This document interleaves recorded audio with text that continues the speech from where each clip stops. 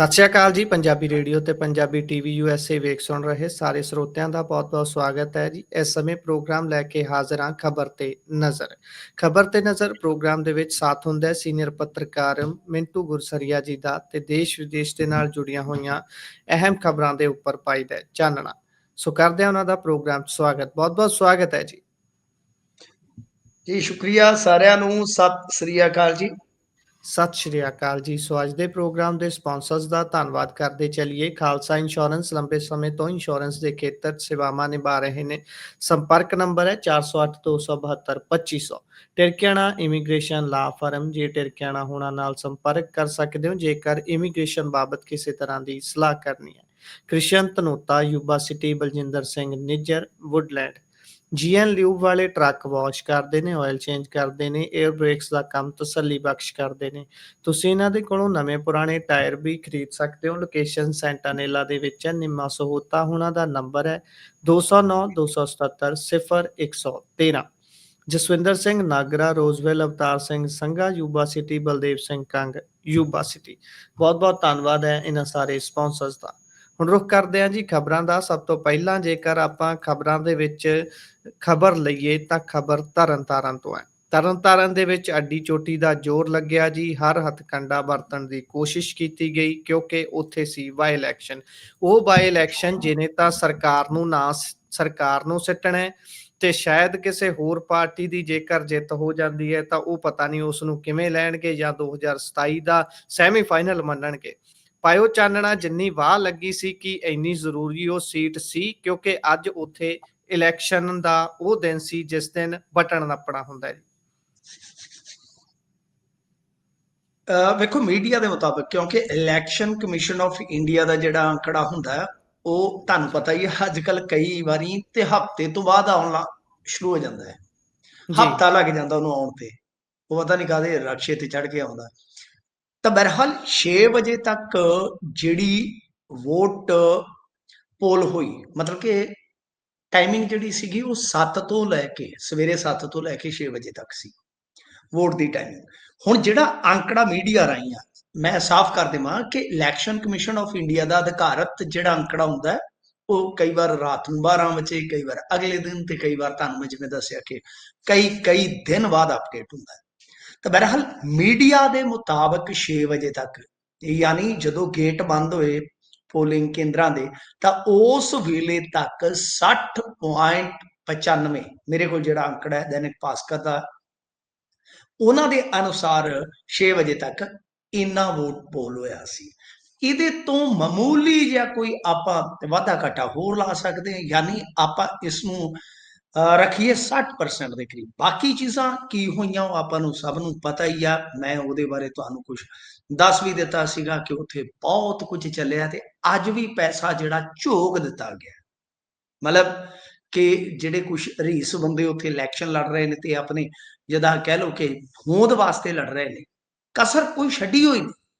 ਤੁਸੀਂ ਉਸ ਇਲਾਕੇ ਦੇ ਵਿੱਚ ਕਿਸੇ ਵੀ ਮਤਲਬ ਕਿ ਐਸੇ ਬੰਦੇ ਨੂੰ ਸੰਪਰਕ ਦੇ ਵਿੱਚ ਲਵੋ, ਐਸੇ ਬੰਦੇ ਨੂੰ ਭਰੋਸੇ 'ਚ ਲਵੋ ਜਿਹੜਾ ਗੱਲ ਕਰ ਸਕਦਾ ਹੋਵੇ, ਜਿਹਨੂੰ ਰਾਜਨੀਤਿਕ ਸਮਝ ਹੋਏਗੀ, ਤੁਹਾਨੂੰ ਦੱਸ ਦੇਗਾ ਕਿ ਉੱਥੇ ਕਿਸ ਤਰ੍ਹਾਂ ਹੋਇਆ ਇਲੈਕਸ਼ਨ। ਤੇ ਬਹਰਹਾਲ ਕੋਈ ਵੱਡੀ ਲੜਾਈ ਨਹੀਂ ਹੋਈ। ਇਹ ਇੱਕ ਇਸ ਚੋਣ ਦੀ ਕਹਿ ਲਓ ਕਿ ਪ੍ਰਾਪਤੀ ਆ।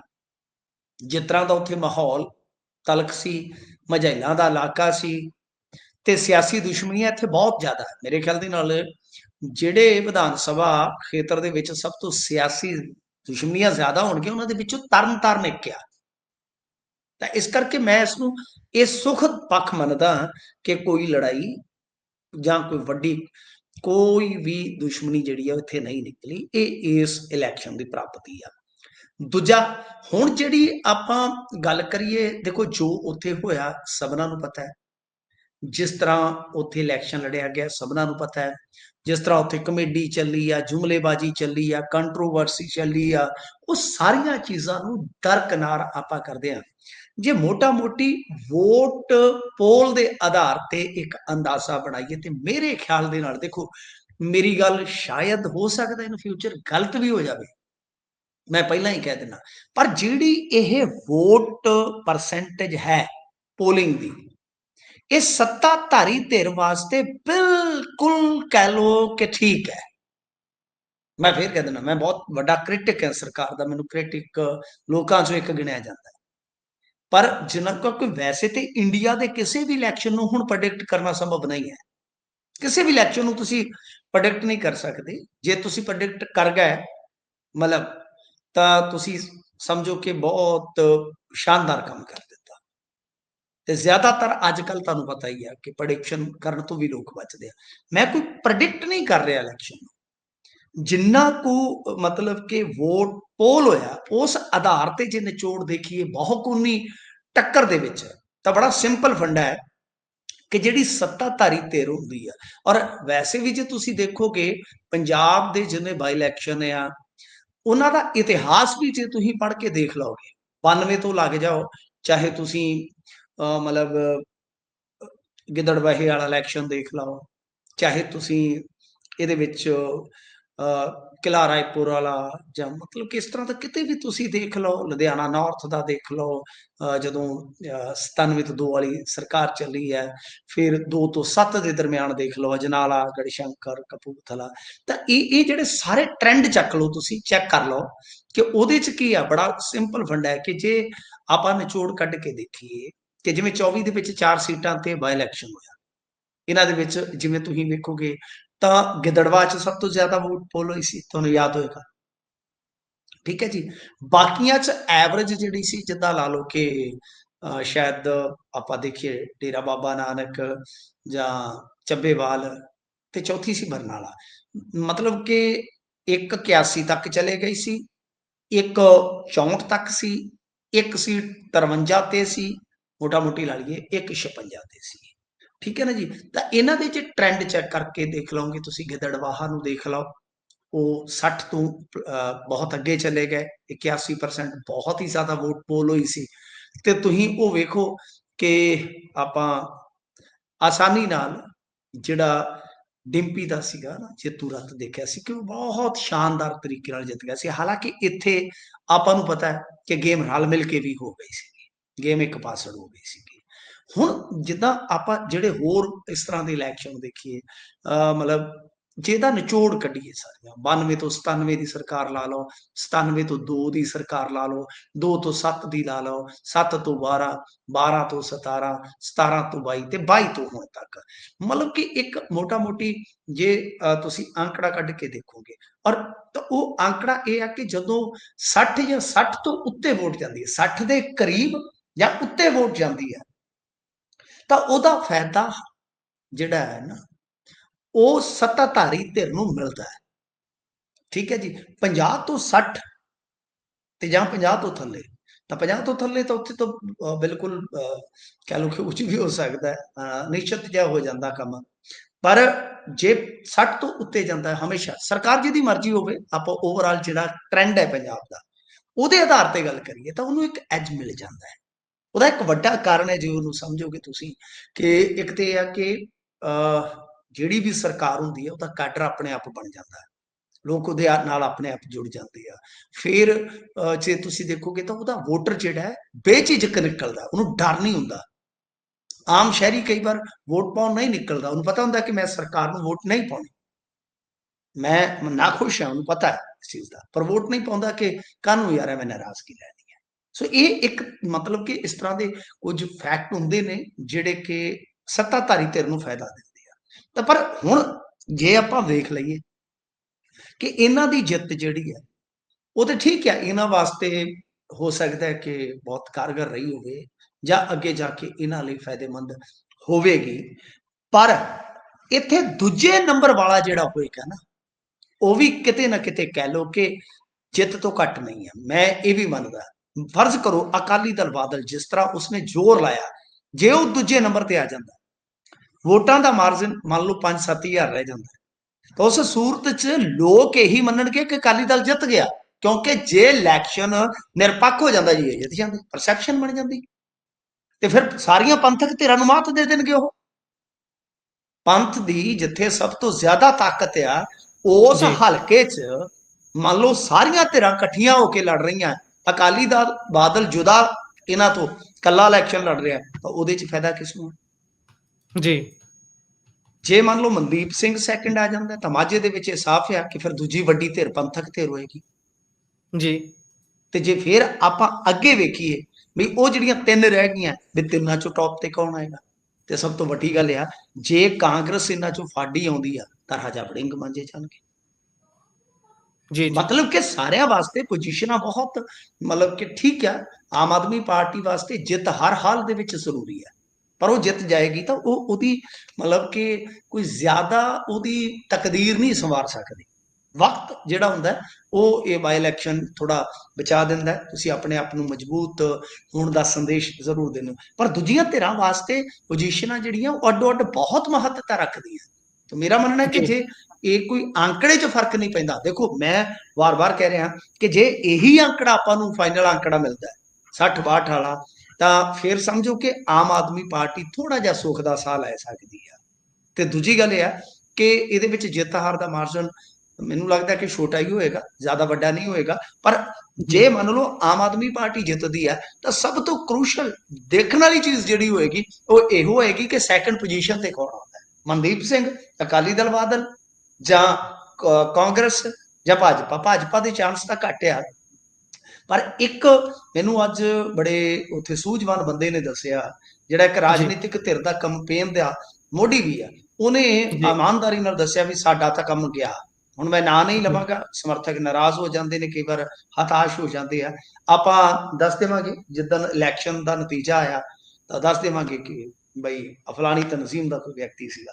ਤਾਂ ਉਸਨੇ ਮੈਨੂੰ ਇਹ ਕਿਹਾ ਕਿ ਹੁਣ ਏਦਾਂ ਲੱਗ ਰਿਹਾ ਹੈ ਪਿਛਲੇ ਕੁਝ ਦਿਨਾਂ ਤੋਂ ਕਿ ਭਾਜਪਾ ਕਾਂਗਰਸ ਨੂੰ ਪਛਾੜ ਸਕਦੀ ਹੈ। ਤੁਸੀਂ ਦੇਖੋ ਕਿੱਡੀ ਇੰਟਰਸਟਿੰਗ ਗੱਲ ਹੈ, ਜੀ, ਜੀ, ਕਿੱਡੀ ਇੰਟਰਸਟਿੰਗ ਗੱਲ ਉਸਨੇ ਦੱਸੀ ਹੈ। ਤਾਂ ਇਹ ਆਪਣੇ ਆਪ ਦੇ ਵਿੱਚ ਵੇਖੋ ਕਿੱਡੀ ਵੱਡੀ ਕਾਂਗਰਸ ਦੀ ਇਹ ਮੈਂ ਕਹੂੰਗਾ ਕਿ ਬਦਕਿਸਮਤੀ ਹੋਏਗੀ ਕਿ ਐਡੀ ਜੀ, ਚੜ੍ਹਤ ਸੀ ਇਹਨਾਂ ਦੇ ਕੋਲ, ਤੇ ਜੇ ਇਹਨਾਂ ਨੇ ਗਵਾ ਲਈ ਉਹ ਭਾਜਪਾ ਤੋਂ ਵੀ ਪਛੜ ਜਾਂਦੀ ਹੈ ਗੁਰਪ੍ਰੀਤ, ਤਾਂ ਬਹੁਤ ਵੱਡਾ ਕਲੇਸ਼ ਇਹਨਾਂ ਦੇ ਵਿੱਚ ਛਿੜ ਸਕਦਾ ਹੈ।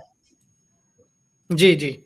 ਸੋ ਇਸ ਤੋਂ ਅੱਗੇ ਜੇਕਰ ਗੱਲ ਕਰੀਏ ਤਾਂ ਗੱਲ ਉਹ ਵੀ ਇਲੈਕਸ਼ਨਾਂ ਦੀ ਹੀ ਕਰਨੀ ਹੈ। ਇੱਕ ਵੱਡਾ ਸੂਬਾ ਬਿਹਾਰ, ਜਿਹੜਾ ਕਿ ਦੇਸ਼ ਦੀ ਰਾਜਨੀਤੀ ਦੇ ਉੱਪਰ ਬੜਾ ਪ੍ਰਭਾਵ ਰੱਖਦਾ ਹੈ, ਪਕੜ ਰੱਖਦਾ ਹੈ, ਕਿਉਂਕਿ ਹੈਗਾ ਹੀ ਏਡਾ ਵੱਡਾ ਹੈ।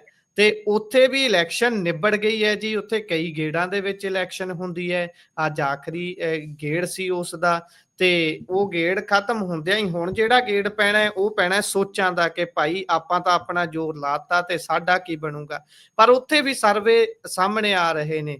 ਕੁਝ ਸਰਵੇ ਮੈਂ ਦੇਖ ਪਾ ਰਿਹਾ ਸੀ, ਉਹ ਤਾਂ ਐਨਡੀਏ ਦੀ ਚੜ੍ਹਤ ਹੀ ਦੱਸ ਰਹੇ ਨੇ, ਦੁਬਾਰਾ ਕਹਿੰਦੇ ਵੀ ਉਹੀ ਕਾਬਜ਼ ਹੋਣਗੇ। ਪਰ ਕੀ ਕਹਿੰਦੀਆਂ ਜੀ ਆਲ ਓਵਰ ਰਿਪੋਰਟਾਂ ਤੁਸੀਂ ਸਟੱਡੀ ਕੀਤੀਆਂ ਨੇ ਜਿਹੜੀਆਂ?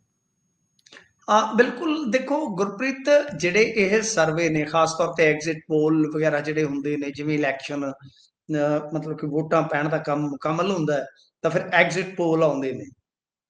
ਤਾਂ ਉਹ ਤੇ ਤਕਰੀਬਨ ਮੈਂ ਹੁਣੀ ਆਪਦੇ ਫੇਸਬੁੱਕ ਪੇਜ ਤੇ ਵੀ ਪਾਇਆ, ਜੇ ਤੁਸੀਂ ਜਾ ਕੇ ਦੇਖ ਸਕੋ ਜਾਂ ਜਿਹੜਾ ਵੀ ਕੋਈ ਦੇਖਣਾ ਚਾਹੇਗਾ।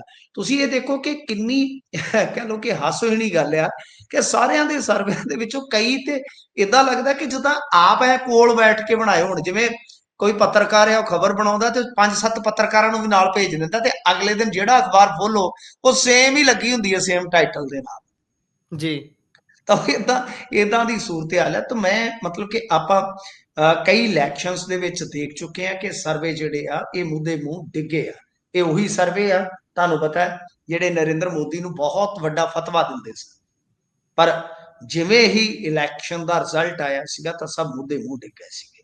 ਹਾਂ, ਮੈਂ ਹਮੇਸ਼ਾ ਇੱਕ ਗੱਲ ਕਹਿਣਾ ਜਿਹੜੀ ਤੁਹਾਨੂੰ ਵੀ ਯਾਦ ਹੋਏਗੀ ਕਿ ਜਿੱਥੇ ਭਾਰਤੀ ਜਨਤਾ ਪਾਰਟੀ ਲੜ ਰਹੀ ਆ, ਜਿੱਥੇ ਵੀ ਉਹ ਇਲੈਕਸ਼ਨ ਇਹਨਾਂ ਦਿਨਾਂ 'ਚ ਲੜਦੀ ਹੈ, ਤੁਸੀਂ ਉਹਨੂੰ ਕਮਜ਼ੋਰ ਸਮਝਣ ਦੀ ਗਲਤੀ ਨਾ ਕਰੋ, ਕਦਾਚਿਤ ਨਾ ਕਰੋ।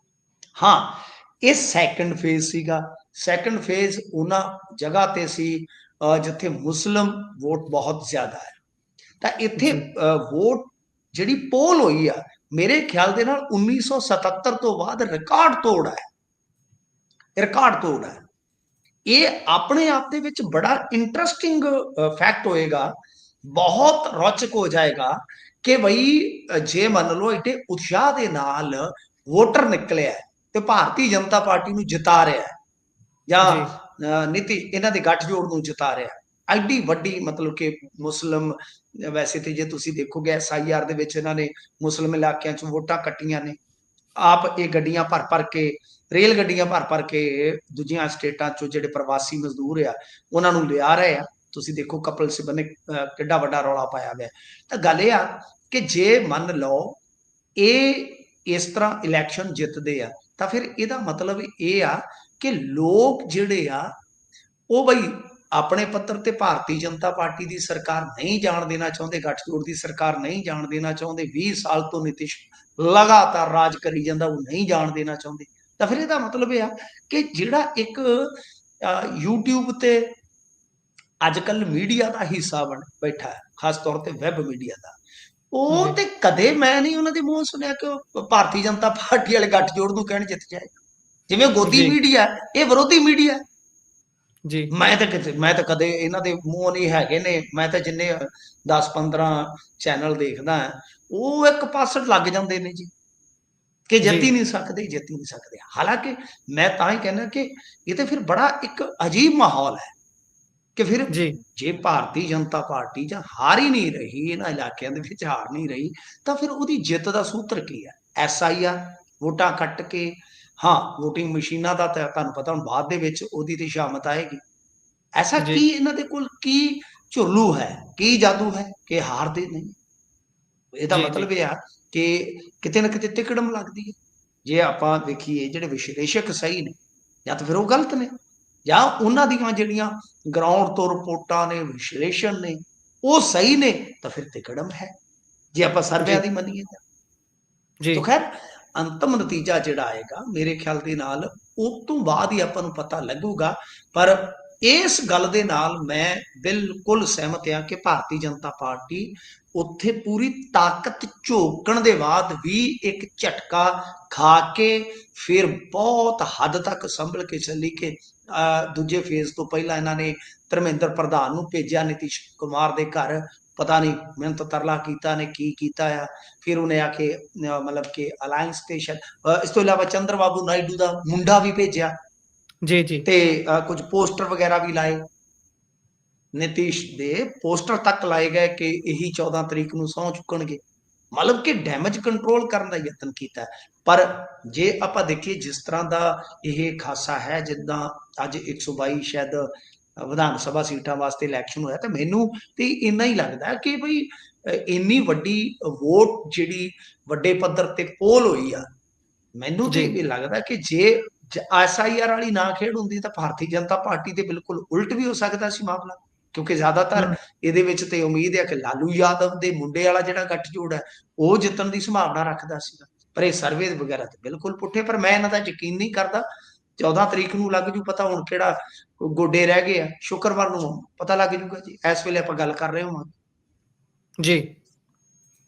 ਸੋ ਇਸ ਤੋਂ ਅੱਗੇ ਜੇਕਰ ਆਪਾਂ ਚੱਲੀਏ ਤਾਂ ਉਧਰ ਭੁੱਲਰ ਦੇ ਮਾਮਲੇ ਦੇ ਵਿੱਚ ਈਡੀ ਦੀ ਐਂਟਰੀ ਹੋ ਗਈ ਹੈ। ਹਾਂਜੀ ਦੇਖੋ, ਇਹ ਮੀਡੀਆ ਦੇ ਵਿੱਚ ਹੁਣ ਗੱਲ ਚੱਲੀ ਆ, ਕਹਿੰਦੇ ਕਿ ਭੁੱਲਰ ਦਾ ਤਾਂ ਵੈਸੇ ਅੱਜ ਰਿਮਾਂਡ ਜਿਹੜਾ ਖਤਮ ਹੋ ਗਿਆ, ਉਸਨੂੰ ਜੇਲ੍ਹ ਦੇ ਵਿੱਚ ਭੇਜ ਦਿੱਤਾ ਗਿਆ। ਚਲੋ ਜੇਲ੍ਹ ਦੇ ਵਿੱਚ ਜਾਏਗਾ ਤੇ ਫਿਰ ਹੁਣ ਪਤਾ ਲੱਗੂ ਕਦੋਂ ਜ਼ਮਾਨਤ ਹੁੰਦੀ ਹੈ ਕਦੋਂ ਨਹੀਂ ਹੁੰਦੀ, ਕਿੰਨਾ ਕੁ ਚਿਰ ਇਹਨੂੰ ਜੇਲ੍ਹ ਦੇ ਵਿੱਚ ਲਾਉਣਾ ਪੈਂਦਾ। ਤਾਂ ਗੱਲ ਇਹ ਆ ਕਿ ਇੱਥੇ ਇੱਕ ਖਬਰ ਆਈ ਕਿ ਹੁਣ ਇਸ ਮਾਮਲੇ ਦੇ ਵਿੱਚ ਈਡੀ ਦੀ ਐਂਟਰੀ ਹੋ ਗਈ ਆ। ਈਡੀ ਦੀ ਟੀਮ CBI ਆਫਿਸ ਪਹੁੰਚੀ, ਜਿੱਥੇ ਈਡੀ ਇੱਕ ਮਤਲਬ ਕਿ ਰਿਕਾਰਡ ਹਾਸਲ ਕਰਦੀ ਆ, ਜਿਹਦੇ ਵਿੱਚ ਕੁਝ ਆਫਿਸਰ ਜਿਹੜੇ ਆ ਜਿਨ੍ਹਾਂ ਤੇ ਬੇਨਾਮੀ ਪ੍ਰਾਪਰਟੀ ਬਣਾਉਣ ਦਾ ਦੋਸ਼ ਹੈ, ਤੇ ਉਹਨਾਂ ਦੀ ਲਿਸਟ ਇਤਿਆਦਕ ਜਿਹੜੀ ਆ ਉਹ ਹਾਸਲ ਕਰਨ ਆਈ ਸੀ। ਇਸ ਤੋਂ ਇਲਾਵਾ ਇੱਕ ਪ੍ਰਾਪਰਟੀ ਡੀਲਰ ਤੁਹਾਨੂੰ ਯਾਦ ਹੋਣਾ, ਜਿਹਦੇ ਰੇਡ ਵੀ ਪਈ ਸੀਗੀ। ਉਹ ਜਿਹੜੀ ਰੇਡ ਪਈ ਸੀਗੀ ਪਟਿਆਲੇ, ਤਾਂ ਉਹਦੇ ਵਿੱਚ ਇਹ ਖਬਰਾਂ ਚੱਲੀਆਂ ਸਨ ਕਿ ਭਾਈ ਇੱਥੇ ਕੁਝ ਅਫਸਰਾਂ ਦਾ ਬੇਨਾਮੀ ਪੈਸਾ ਰੀਅਲ ਐਸਟੇਟ ਦੇ ਵਿੱਚ ਲੱਗਦਾ ਹੈ।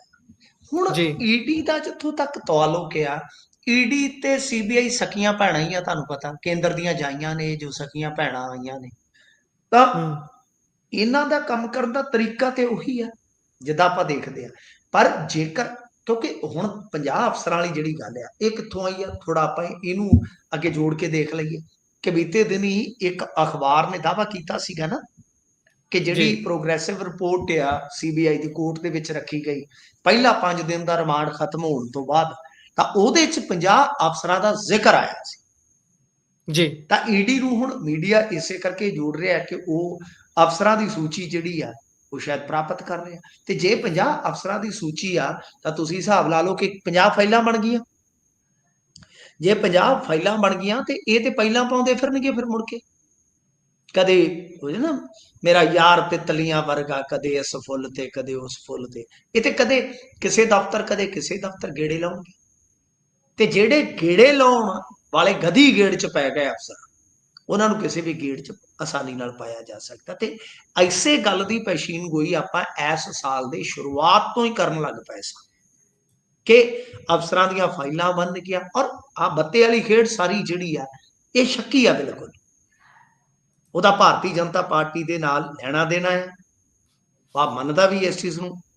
ਤੇ ਸੁਣ ਦੇ ਵਿੱਚ ਜੋ ਆਇਆ ਕਿ ਇਹ ਗੇਮ ਇੱਕ ਅਫਸਰ ਨੇ ਕਮਾਈ। ਤੇ ਸੁਣ ਦੇ ਜੀ। ਵਿੱਚ ਇਹ ਵੀ ਆਇਆ ਕਿ ਦੋ ਯਾਰ ਜਿਹੜੇ ਇਸ ਵੇਲੇ ਵੱਖ-ਵੱਖ ਪਾਰਟੀਆਂ ਤੋਂ ਤਾਕਤ ਨੇ, ਜੀ। ਉਹਨਾਂ ਦਾ ਆਪਸ ਦੇ ਵਿੱਚ ਮਤਲਬ ਕਿ ਤਾਲਮੇਲ ਹੋਇਆ, ਫਿਰ ਇਹ ਗੇਮ ਜੀ। ਲੱਗੀ ਹੈ। ਤੇ ਜੇ ਇਸ ਜੀ। ਤਰ੍ਹਾਂ ਹੈ ਤਾਂ ਇਹ ਪੰਜਾਬ ਦੀ ਰਾਜਨੀਤੀ ਦੀ ਬਹੁਤ ਵੱਡੀ ਗੁੰਝਲ ਬਣ ਜਾਏਗੀ। ਬਹੁਤ ਵੱਡੀ ਗੁੰਝਲ ਬਣ ਜਾਏਗੀ ਕਿ ਕੋਈ ਸੱਤਾ 'ਚ ਬੈਠਾ ਹੈ ਤਾਂ ਆਪਣੀ ਉਹਦੀ ਕੋਈ ਕਿਹੜਿਆ ਤਾਂ ਕਿਸੇ ਨਾਲ ਰਲ ਕੇ ਕਢਵਾ ਰਿਹਾ। ਤੇ ਅੱਗੇ ਜਾ ਕੇ ਫਿਰ ਇਹ ਚੀਜ਼ਾਂ ਜੇ ਰਲ ਕੇ ਚੱਲਦੀਆਂ ਨੇ ਤਾਂ ਅਗਾਂਹ ਜਾ ਕੇ ਕੁਝ ਵੀ ਹੋ ਸਕਦਾ।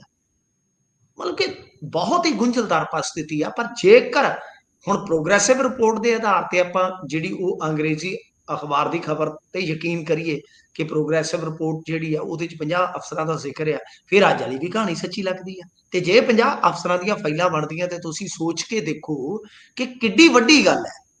ਕਿੱਡੀ ਜੀ। ਵੱਡੀ ਗੱਲ ਹੈ। ਉਹ ਸਰਕਾਰ ਵਾਸਤੇ ਵੀ ਬਦਨਾਮੀ ਬਣ ਜਾਏਗਾ ਤੇ ਉਹ ਸਰਕਾਰ ਵਾਸਤੇ ਪਰੇਸ਼ਾਨੀ ਵੀ ਬਣ ਜਾਏਗਾ ਸਾਰਾ ਘਟਨਾਕ੍ਰਮ। ਕਿਉਂਕਿ ਆਉਣ ਵਾਲੇ ਸਮੇਂ ਦੇ ਵਿੱਚ ਇਹ ਜਿਹੜੇ ਅਫਸਰ ਆ ਇਹਨਾਂ ਨੂੰ ਕਿੱਥੇ ਭੇਜ ਦਿਓਗੇ? ਜਿਨ੍ਹਾਂ ਦੀਆਂ ਫਾਈਲਾਂ ਖੁੱਲੀਆਂ, ਰਹਿਣਾ ਤਾਂ ਉਹਨਾਂ ਨੇ ਇੱਥੇ ਆ। ਤਾਂ ਉਹ ਕੰਮ ਕਰਨਾ ਸਟਾਰਟ ਕਰ ਦਿੰਦੇ ਆ ਹੌਲੀ ਹੌਲੀ ਕੇਂਦਰ ਵਾਸਤੇ। ਇੱਥੋਂ ਜੀ। ਵਾਲੀ ਸਰਕਾਰ ਦੇ ਉਹ ਗੇਅਰ ਕੱਢਣੇ ਸਟਾਰਟ ਕਰ ਦੇਣਗੇ। ਆਹੀ ਮੈਂ ਪਿਛਲੇ ਕੁਝ ਮਹੀਨਿਆਂ ਤੋਂ ਕਹਿ ਰਿਹਾ ਸੀਗਾ ਗੁਰਪ੍ਰੀਤ ਜੀ ਕਿ ਸਥਿਤੀਆਂ ਜਿਵੇਂ ਜਿਵੇਂ 26 ਚੜ੍ਹੇਗਾ ਤੇਜ਼ੀ ਨਾਲ ਬਦਲਣੀਆਂ ਸਟਾਰਟ ਹੋ ਜਾਣਗੀਆਂ ਜੀ। ਜੀ। ਉਧਰ ਜਿਹੜਾ ਦਿੱਲੀ ਦੇ ਵਿੱਚ ਬਲਾਸਟ ਹੋਇਆ ਹੈ, ਉਸ ਮਾਮਲੇ ਦੇ ਵਿੱਚ ਹੁਣ ਡਾਕਟਰ ਉਮਰ ਦਾ ਜ਼ਿਕਰ ਆ ਰਿਹਾ ਹੈ ਜੀ। ਹਾਂਜੀ ਦੇਖੋ, ਅਜੇ ਅਧਿਕਾਰਤ ਤੌਰ ਤੇ ਮੈਨੂੰ ਸਮਝ ਨਹੀਂ ਆ ਰਹੀ ਕਿ ਜੇ ਆਪਾਂ ਵੇਖੀਏ ਕੇਂਦਰ ਨੇ ਤੇ ਕੋਈ ਵੀ ਕੋਈ ਵੀ ਆਫੀਸ਼ੀਅਲ ਅੱਤਵਾਦੀ ਘਟਨਾ ਦੇ ਨਾਲ ਤੇ ਮਾਮਲਾ ਜੋੜਿਆ ਹੀ ਨਹੀਂ। ਜੀ।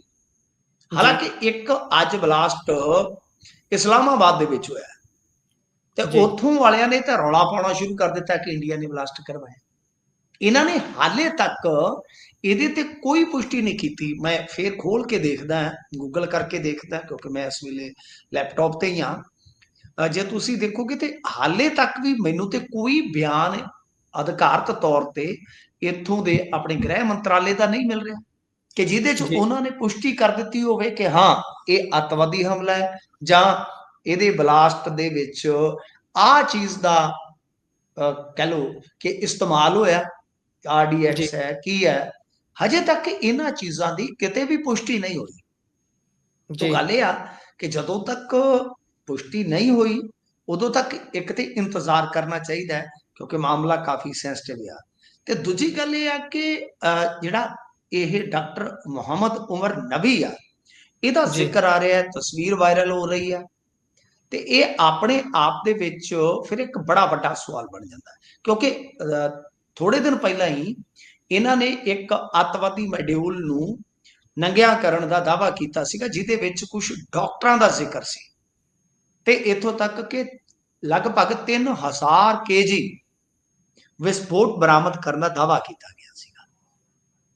ਪਰ ਇਸ ਅੱਤਵਾਦੀ ਮੋਡਿਊਲ ਨੂੰ ਜਦੋਂ ਤੁਸੀਂ ਕਰ ਲਿਆ, ਫੜ ਲਿਆ, ਤਾਂ ਫਿਰ ਉਸ ਤੋਂ ਬਾਅਦ ਇਹ ਵੀ ਡਾਕਟਰ MBBS। ਜੇ ਆਪਾਂ ਵੇਖੀਏ ਇਹਦਾ ਬੈਕਗ੍ਰਾਉਂਡ, ਕਸ਼ਮੀਰ ਜਿਹੜੀ ਕਾਰ ਇਸਤੇਮਾਲ ਹੋਈ ਆ I-20, ਉਹ ਜੀ। ਪਹਿਲਾਂ ਮਤਲਬ ਹਰਿਆਣੇ ਦੇ ਬੰਦੇ ਕੋਲ ਫਿਰ ਓਖਲਾ ਗਈ, ਓਖਲਾ ਤੋਂ ਅੰਬਾਲੇ, ਅੰਬਾਲੇ ਤੋਂ ਪੁਲਵਾਮਾ ਦੇ ਬੰਦੇ ਨੇ ਲਈ। ਇਹਨਾਂ ਦੀ ਇੱਕ ਵੀਡੀਓ ਵੀ ਆ ਕਿ ਫਰੀਦਾਬਾਦ ਦੇ ਏਰੀਏ ਦੇ ਵਿੱਚ ਇਹ ਪੋਲਿਊਸ਼ਨ ਸਰਟੀਫਿਕੇਟ ਕਾਰ ਦਾ ਬਣਾਉਂਦੇ ਪਏ ਸਨ। 29 ਅਕਤੂਬਰ ਦੀ ਸ਼ਾਇਦ CCTV ਹੈ।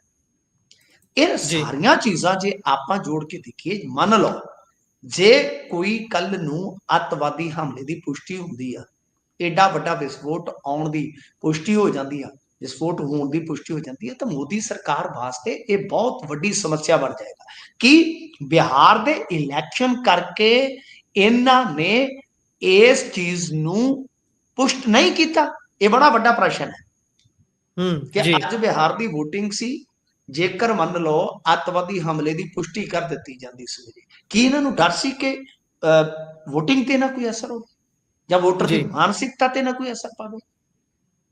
ਤਾਂ ਇਹ ਆਪਣੇ ਆਪ ਦੇ ਵਿੱਚ ਬਹੁਤ ਵੱਡੀ ਗੱਲ ਆ, ਕਿਉਂਕਿ ਇੱਥੋਂ ਵਾਲਾ ਮੀਡੀਆ ਤਾਂ ਜਿਹੜਾ ਤੁਹਾਨੂੰ ਪਤਾ ਉਹ ਤਾਂ ਬੜਾ ਤਤਪਰ ਹੁੰਦਾ, ਤਾਂ ਬੜਾ ਕਾਲਾ ਹੁੰਦਾ।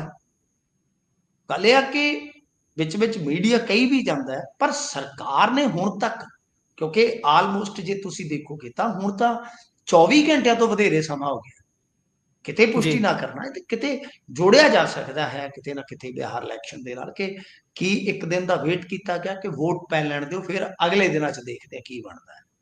ਤਾਂ ਹੁਣ ਫੜੋ ਫੜਾਈ ਦਾ ਸਿਲਸਿਲਾ ਜਾਰੀ ਆ, ਦੇਖੋ ਜੀ ਕੀ ਨਿਕਲਦਾ ਕੀ ਨਹੀਂ ਨਿਕਲਦਾ। ਪਹਿਲਾਂ ਤੇ ਅਧਿਕਾਰਤ ਤੌਰ ਤੇ ਪੁਸ਼ਟੀ ਹੋ ਜਾਣ ਦਈਏ, ਪਰ ਜਿਵੇਂ ਮੈਂ ਤੁਹਾਨੂੰ ਦੱਸਿਆ ਕਿ ਅੱਤਵਾਦੀ ਇਹ ਜੇ ਕੋਈ ਹਮਲਾ ਨਿਕਲਿਆ ਤਾਂ ਉਹਦੇ ਵਿੱਚ ਸਵਾਲ ਇਹਨਾਂ ਲਈ ਵੀ ਨਿਕਲਣਗੇ, ਕਿਉਂਕਿ ਮੋਦੀ ਜੀ ਬਾਰੇ ਖਾਸ ਤੌਰ ਤੇ ਕਿਹਾ ਜਾਂਦਾ ਹੈ ਕਿ ਜਦੋਂ ਵੀ ਇਸ ਤਰ੍ਹਾਂ ਦਾ ਕੋਈ ਕਾਂਡ ਹੁੰਦਾ, ਮੋਦੀ ਸਾਹਿਬ ਤੇ ਭੱਜ ਜਾਂਦੇ ਆ, ਕਦੇ ਪਰਾਏ ਮੁਲਕ 'ਚ ਚਲੇ ਜਾਂਦੇ ਆ, ਕਦੇ ਕਿਸੇ ਹੋਰ ਸਟੇਟ 'ਚ ਚਲੇ ਜਾਂਦੇ ਆ, ਕਦੇ ਵੀ ਉਹ ਜ਼ਿੰਮੇਵਾਰੀ ਨਹੀਂ ਉੱਠਦੇ। ਤਾਂ ਇਹ ਜੀ ਪ੍ਰਸ਼ਨ ਫਿਰ ਉਹਨਾਂ ਦੇ ਸਾਹਮਣੇ ਸਿਰ ਚੁੱਕਣਗੇ ਜੀ। ਜੀ ਸੋ ਅਗਲੀ ਜੇਕਰ ਗੱਲ ਕਰੀਏ ਤਾਂ ਖੇਤੀਬਾੜੀ ਸੰਦ ਘੁਟਾਲੇ ਨਾਲ ਹਲਚਲ ਮਚ ਗਈ ਹੈ ਜੀ। ਦੇਖੋ ਜਿਹੜਾ ਇਹ ਖੇਤੀਬਾੜੀ ਵਾਲਾ ਸੰਦ ਘੁਟਾਲਾ, ਖਾਸ ਤੌਰ ਤੇ ਜੇ ਤੁਸੀਂ ਵੇਖੋਗੇ ਤੇ ਇਹਨੂੰ ਆਪਾਂ ਪਰਾਲੀ ਵਾਲੇ ਜਿਹੜੇ ਸੰਦ ਆ ਉਹ ਵੀ ਕਹਿ ਲਈਏ, ਸਬਸਿਡੀ ਵਾਲੇ ਨਹੀਂ ਸੀ ਆਉਂਦੇ ਹੁੰਦੇ। ਜੀ ਤੇ ਜੀ ਇਹਦੇ ਵਿੱਚ ਕੀ ਹੋਇਆ ਸੀਗਾ, ਮੈਂ ਤੁਹਾਨੂੰ ਇੱਕ ਇੰਟਰਸਟਿੰਗ ਚੀਜ਼ ਦੱਸਦਾ। ਕੇਂਦਰ 100% ਸਬਸਿਡੀ ਦਿੰਦੀ ਸੀ ਜੀ ਇਹਨਾਂ ਸੰਦਾਂ ਤੇ, 100%। ਹਾਲੇ ਹਾਲੇ ਸਾਡੇ ਬੰਦੇ ਪਤਾ ਕੀ ਕਹਿੰਦੇ ਆ, ਦਿੱਲੀ ਸਾਨੂੰ ਕੀ ਦਿੰਦੀ ਆ। ਹੂੰ ਦਿੱਲੀ ਤੇ ਤੁਹਾਨੂੰ ਖਾਦ ਤੇ ਬਹੁਤ ਸਬਸਿਡੀ ਦਿੰਦੀ ਹੈ ਜੀ, ਸੰਦਾਂ ਤੇ ਬਹੁਤ ਸਬਸਿਡੀ ਜਾਂਦੀ ਆ। ਖਾਦ ਦਾ ਵੀ ਜੀ ਝੋਲ ਮੋਲ ਹੁੰਦਾ ਹੈ ਨਾ, ਕੋਈ ਜੀ ਇਧਰੋਂ ਚੱਕ ਕੇ ਬਲਕ ਦੇ ਵਿੱਚ ਉਧਰ ਟਪਾ ਦਿੰਦਾ, ਕੋਈ ਉਧਰ ਟਪਾ ਦਿੰਦਾ। ਇਹਦੇ ਤੇ ਵੀ ਸਬਸਿਡੀ ਸੀ 100%। ਖਾਦੀ ਕਿਹਨਾਂ ਨੇ, ਸਭਨਾਂ ਨੂੰ ਪਤਾ। ਔਰ ਇਹਦਾ ਇੱਕ ਮਿਸਾਲ ਦਿੰਦਾ ਤੁਹਾਨੂੰ ਮੈਂ ਵੀ ਖਾਦੀ ਕਿੱਦਾਂ ਗਈ।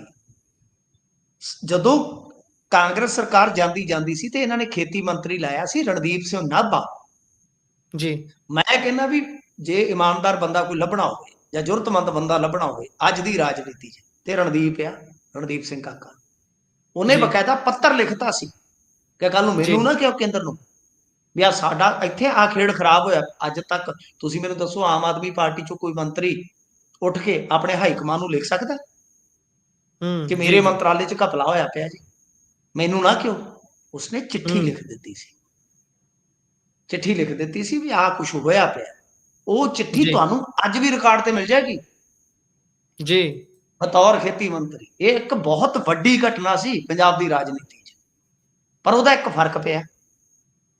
ਫਰਕ ਇਹ ਪਿਆ ਕਿ ਕੇਂਦਰ ਨੇ ਜਦੋਂ ਹੁਣ ਤੁਹਾਡਾ ਅਧਿਕਾਰਤ ਤੌਰ ਤੇ ਖੇਤੀ ਮੰਤਰੀ ਦਾ ਪੱਤਰ ਹੀ ਪਹੁੰਚ ਗਿਆ ਤੇ ਜੀ ਆਪਣੇ ਆਪ ਹੀ ਸਾਬਤ ਹੋ ਗਿਆ ਕਿ ਘਪਲਾ ਹੋ ਗਿਆ। ਉਹਨਾਂ ਨੇ ਹੂੰ ਚੱਕ ਕੇ ਉਹ ਸਬਸਿਡੀ ਬੰਦ ਕਰਤੀ ਸੀ। ਇਹ ਪੰਜਾਬ ਨੂੰ ਲਾਸ ਹੋਇਆ, ਨੁਕਸਾਨ ਹੋਇਆ। ਪੰਜਾਬ ਦੀ ਜਨਤਾ ਨੂੰ ਤੇ ਆਪਣੇ ਪੰਜਾਬੀ ਪੋਲੀਟੀਸ਼ੀਅਨ ਅੱਧੀ ਗੱਲ ਦੱਸਦੇ ਹੀ ਨਹੀਂ, ਅੱਧੀ ਗੱਲ ਅਸੀਂ ਪੱਤਰਕਾਰ ਨਹੀਂ ਦੱਸਦੇ। ਜੀ ਰਲੇ ਪਏ ਆ, ਅਸੀਂ ਇੱਕੋ ਜਿਹੇ ਹੋਏ ਪਏ ਆ। ਤਾਂ ਕਹਿਣ ਦਾ ਮਤਲਬ ਹੈ ਕਿ ਇਸ ਤਰ੍ਹਾਂ ਉਹ ਜਿਹੜੀ ਸਬਸਿਡੀ ਆਉਂਦੀ ਸੀ ਬਹੁਤ ਵੱਡੇ ਪੱਧਰ ਤੇ 100% ਉਹ ਬੰਦ ਕਰਤੀ ਸੀ। ਕੇਂਦਰ ਤੇ ਅੱਗੇ ਹੂੰ ਤੁਹਾਨੂੰ ਪਤਾ ਹੀ ਆ ਬਹਾਨੇ ਲੱਭਦੀ ਆ। ਤਾਂ ਇਸ ਕਰਕੇ ਉਹ ਕਿਉਂਕਿ NGT 'ਚ ਮਾਮਲਾ ਗਿਆ ਸੀ, ਸੁਪਰੀਮ ਕੋਰਟ 'ਚ ਮਾਮਲਾ ਗਿਆ ਸੀਗਾ ਪਰਾਲੀ ਦੇ ਨਿਵਾਰਨ ਵਾਸਤੇ, ਤਾਂ ਉਦੋਂ ਕੇਂਦਰ ਨੇ 100% ਸਬਸਿਡੀ ਦਿੱਤੀ, ਪਰ ਸਾਡੇ ਬੰਦਿਆਂ ਨੇ ਸੀ ਪਲਾਤੀ। ਹੁਣ ਕੀ ਜੀ ਆ ਕਿ ਇਹ ਜਿਹੜੀ ਸਰਕਾਰ ਹੈ, ਕਿਉਂਕਿ ਇਹ ਤਾਂ ਬਾਅਦ 'ਚ ਆਏ ਆ, ਇਹਨਾਂ ਨੂੰ ਪਤਾ ਕਿ ਕੁਝ ਬੰਦੇ ਇਹਨਾਂ ਦੇ ਜਿਹੜੇ ਮੰਤਰੀ ਸੰਤਰੀ ਸੀ ਉਸ ਟਾਈਮ ਅੱਗੇ ਲੱਗਣ ਵਾਲੇ, ਉਹਨਾਂ ਦੇ ਇਲਾਕਿਆਂ ਦੇ ਵਿੱਚ ਧੜਾ ਧੜ ਇਹ ਸਬਸਿਡੀ ਖਾਧੀ ਗਈ ਆ, ਯਾਨੀ ਹੇਰ ਫੇਰ ਹੋਇਆ। ਹੁਣ ਜੀ ਉਹਨਾਂ ਤੇ ਸਕੰਜਾ ਕੱਸਣ ਵਾਸਤੇ ਇਹਨਾਂ ਨੇ ਕੁਝ ਫਰਮਾਂ ਨੂੰ ਨੋਟਿਸ ਭਿਜਵਾ ਦਿੱਤੇ ਨੇ। ਖਾਸ ਤੌਰ ਤੇ ਜੇ ਤੁਸੀਂ ਦੇਖੋਗੇ ਤੇ ਇਹ ਬਠਿੰਡਾ ਰੇਂਜ ਦੀ ਵਿਜੀਲੈਂਸ ਵੱਲੋਂ ਹੈ। ਤਾਂ ਬਠਿੰਡਾ ਰੇਂਜ ਸਾਡਾ ਇਲਾਕਾ ਆ ਗਿਆ, ਤਾਂ ਤੁਸੀਂ ਹਿਸਾਬ ਲਾ ਲਓ ਸਾਡੇ ਇਲਾਕੇ ਦੇ ਇੱਕ ਮੰਤਰੀ ਤੇ ਰਾਜਾ ਵੜਿੰਗ ਵੀ ਰਹੇ ਆ ਜੀ ਉਹਨਾਂ ਦਿਨਾਂ ਦੇ ਵਿੱਚ। ਸਮਝ ਗਏ ਤੁਸੀਂ। ਜੀ, ਜੀ। ਤੋ ਮਤਲਬ ਕਿ ਇਹੀ ਹੈ ਕਿ ਆਉਣ ਵਾਲੇ ਸਮੇਂ ਦੇ ਵਿੱਚ ਇਸ ਮਾਮਲੇ 'ਚ ਵੀ ਐਕਸ਼ਨ ਆਪਾਂ ਨੂੰ ਵੇਖਣ ਨੂੰ ਮਿਲ ਸਕਦਾ ਹੈ ਤੇ ਹੋਣਾ ਵੀ ਚਾਹੀਦਾ। ਜਿਨ ਵੀ ਕੀਤਾ ਹੈ, ਜਿਹੜੇ ਵੀ ਬੰਦਿਆਂ ਨੇ ਇਹ ਖੇਡ ਖਰਾਬ ਕੀਤੀ ਆ, ਹੁਣ ਅੱਗੇ ਤੇ ਹੋਣੇ ਚਾਹੀਦੇ ਆ ਜੀ। ਜੀ। ਉਧਰ ਇਹ ਖਬਰ ਕਿੱਥੋਂ ਦੀ ਹੈ ਜੀ? ਤਸਕਰ ਨੇ ਥਾਣੇਦਾਰ ਦੇ ਗੋਲੀ ਮਾਰ ਦਿੱਤੀ। ਇਹ ਫਿਰੋਜ਼ਪੁਰ ਦੀ ਹੈ ਜੀ, ਪਿੰਡ ਆ ਜਿਹੜਾ ਨਾਜੂ ਸ਼ਾਹ ਮਿਸ਼ਰੀ ਵਾਲਾ, ਜੀ। ਥਾਣਾ ਕੁਲਗੜੀ। ਇਹਦੇ ਵਿੱਚ ਇਹ 7-8 ਪਰਚੇ ਸੀ ਇਹਦੇ ਤੇ, ਪਵਿੱਤਰ ਆ ਕੋਈ ਨਾ, ਪਵਿੱਤਰ ਆ ਤੇ ਵੇਖ ਲਓ ਕੰਮ ਕੀ ਆ। ਹੂੰ, ਨਸ਼ੇ ਦੇ ਪਰਚੇ ਸੀਗੇ। ਜੀ, ਇਹਨੂੰ ਜਦੋਂ ਫੜਨ ਗਏ ਆ ਤੇ ਦੱਸਦੇ ਆ ਕਿ ਇਹਨੇ ਪਹਿਲਾਂ ਤੇ ਵਿਰੋਧ ਕਰਨਾ ਸਟਾਰਟ ਕਰ ਦਿੱਤਾ, ਬਹਿਸ ਹੋਈ, ਇਸੇ ਦਰਮਿਆਨ ਹੀ ਇਹਨੇ ਏਐਸਆਈ ਦਾ ਜਿਹੜਾ ਸਰਵਿਸ ਵਾਲਾ ਰਿਵਾਲਵਰ ਸੀਗਾ ਸ਼ਾਇਦ, ਉਹ ਖੋਲਿਆ ਤੇ ਗੋਲੀ ਮਾਰ ਦਿੱਤੀ। ਉਹਦੇ ਜਬਾੜੇ ਤੇ ਅੱਛਾ। ਲੱਗੀ ਆ, ਇਹ ਫਰਾਰ ਹੋ ਗਿਆ। ਤੁਸੀਂ ਹਿਸਾਬ ਲਾ ਲਓ ਕਿ ਪੁਲਿਸ ਪਾਰਟੀ ਗਈ ਆ ਤੇ ਉਹ ਬੰਦਾ ਵੈਪਨ ਖੋ ਕੇ ਥਾਣੇਦਾਰ ਨੂੰ ਮਾਰ ਕੇ, ਵਿਚਾਰਾ ਜਿਹੜਾ ਮਰਨਾਊ ਪਿਆ ਇੱਕ ਜੀ। ਨਿੱਜੀ ਹਸਪਤਾਲ ਦੇ ਵਿੱਚ, ਆਪ ਉਹ ਭੱਜ ਗਿਆ। ਹੂੰ, ਤੇ ਤੁਸੀਂ ਵੇਖੋ ਕਿ ਡੀਐਸਪੀ ਕਹਿ ਰਹੇ ਸੀਗੇ ਕਿ ਆਲੇ ਦੁਆਲਿਆਂ ਦੀ ਪੁਲਿਸ ਨੂੰ ਜੀ ਅਲਰਟ ਕਰ ਦਿੱਤਾ ਹੈ। ਗੱਲ ਇਹ ਆ ਕਿ ਬਈ ਮਤਲਬ ਕਿ ਛੇਤੀ ਫੜ ਲਏਗੀ ਪੁਲਿਸ। ਇਹ ਗੱਲ ਇਹ ਆ ਕਿ ਜੀ ਅਸੀਂ ਉਹਨੂੰ ਸੰਭਾਲਣ ਚ ਲੱਗ ਗਏ, ਸਹੀ ਨੂੰ ਕੋਲੋਂ ਭੱਜ ਗਿਆ ਜੀ।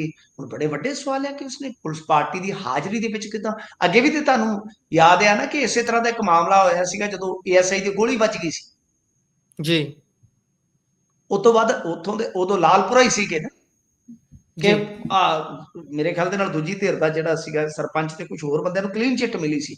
ਤਾਂ ਉੱਥੇ ਇਹ ਹੂੰ, ਗੱਲ ਨਿਕਲ ਕੇ ਆਈ ਸੀ, ਦੋਸ਼ ਇਹ ਨਿਕਲਿਆ ਸੀਗਾ ਕਿ ਇਹਨਾਂ ਦੇ ਕੋਲ ਹੀ ਕੋਈ ਆਪਣਾ ਪ੍ਰਾਈਵੇਟ ਵੈਪਨ ਸੀਗਾ ਜਿਹਦੇ ਕਰਕੇ ਉਹ ਗੋਲੀ ਵੱਜੀ ਆ ਥਾਣੇਦਾਰ। ਹੂੰ, ਤਾਂ ਮਤਲਬ ਕਿ ਇਹ ਬੜੀਆਂ ਵੱਡੀਆਂ ਗੱਲਾਂ ਹੋ ਜਾਂਦੀਆਂ। ਤੁਸੀਂ ਜਦੋਂ ਜ਼ਮੀਨ ਤੇ ਜਾ ਕੇ ਆਪਰੇਸ਼ਨ ਕਰਨਾ, ਕੋਈ ਅੰਜਾਮ ਦੇਣਾ, 7-8 ਇਹਦੇ ਤੇ ਪਰਚੇ ਆ, ਤੁਸੀਂ ਜਾ ਰਹੇ ਹੋ। ਮੈਂ ਤਾਂ ਇੱਕ ਗੱਲ ਜਾਣਦਾ ਸਰ, ਇਹ ਜਿਹੜੇ ਬੰਦੇ ਜੀ, ਆ ਇੱਕ ਤੇ ਉਦਾਂ ਲਫੰਗੇ ਹੁੰਦੇ ਆ, ਠੀਕ ਹੈ ਜੀ। ਨਾ। ਦੂਜੀ ਗੱਲ ਇਹ ਹੈ ਕਿ ਪੁਲਿਸ ਸਾਡੀ, ਤੁਹਾਨੂੰ ਪਤਾ ਇੱਕ ਵਾਰੀ ਵੀਡੀਓ ਵਾਇਰਲ ਹੋਈ ਸੀ, ਪੁਲਿਸ ਦੀ ਉਹ ਗਨ ਚੱਕ ਕੇ ਜਿਹੜਾ ਸੀ ਇੱਕ ਨਸ਼ੇੜੀ ਤੇ ਸ਼ਾਇਦ ਸਕੂਲ ਦੀ ਕੰਧ ਤੇ ਚੜ ਗਿਆ ਸੀ। ਜੀ, ਜੀ, ਐਸਐਲਆਰ ਸੀ ਕਿ ਪਤਾ ਨਹੀਂ ਕੁਝ ਇਦਾਂ ਦੀ ਸੀਗੀ ਮੇਰੇ ਖਿਆਲ ਦੇ ਨਾਲ। ਤੁਹਾਨੂੰ ਯਾਦ ਹੋਏਗਾ ਜੀ। ਅੱਜ ਤੋਂ ਕਈ ਸਾਲ ਪਹਿਲਾਂ ਵੀਡੀਓ ਵਾਇਰਲ ਹੋਇਆ ਸੀ।